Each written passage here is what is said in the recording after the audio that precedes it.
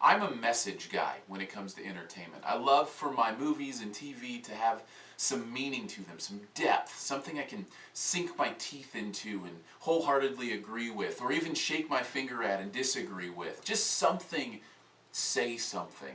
So I get accused a lot of times of thinking too hard, being an overthinker about the movies I watch and the TV shows I watch. So I'm going to go against type a little bit today and tell you about a show I love that there's really not much to sink your teeth into. No big message, no big meaning, just something that's a lot of fun. It's Wipeout. I get such a kick out of this show, and I think it just comes down to that, just the essence of people fall down, go boom, slapstick comedy that is just so funny on so many levels. It's like a safe way to watch people look like they get hurt. It's as if somebody watched America's Funniest Home Videos and went, hey, let's create those moments instead of waiting for them to happen.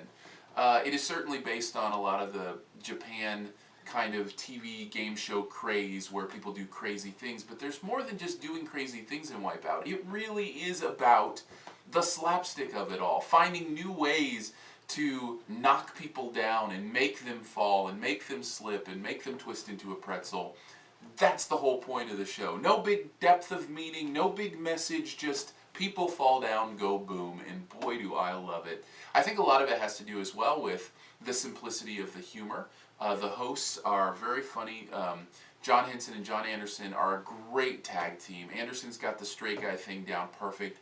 Henson is the perfect ham. He always has been. I loved him when he was doing, I think it was called Talk Soup back then, and now it's just called The Soup, I believe.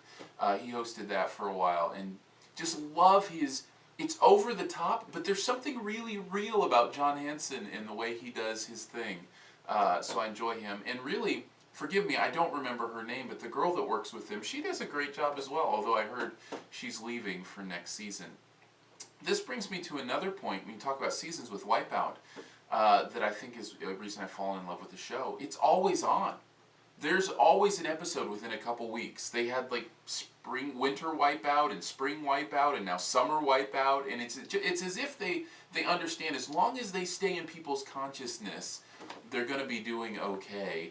And so they kind of keep that steady stream of these shows coming. And I kind of like that. I like not having to wait 8 months to see a new episode of a show that I love.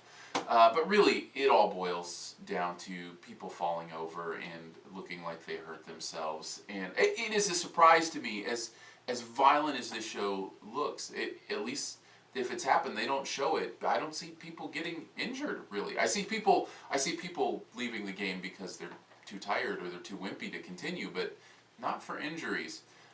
So if you just need a good laugh, just something to watch where you can you don't have to think deeply, which I love to do, Wipeout is definitely one of those shows. Although now that I think about it, maybe there's a real depth of meaning in the state and frailty of humanity. You know, this idea that as humans we're created finite and frail, and that the little things can sometimes trip. I'm stretching. People fall down, go boom.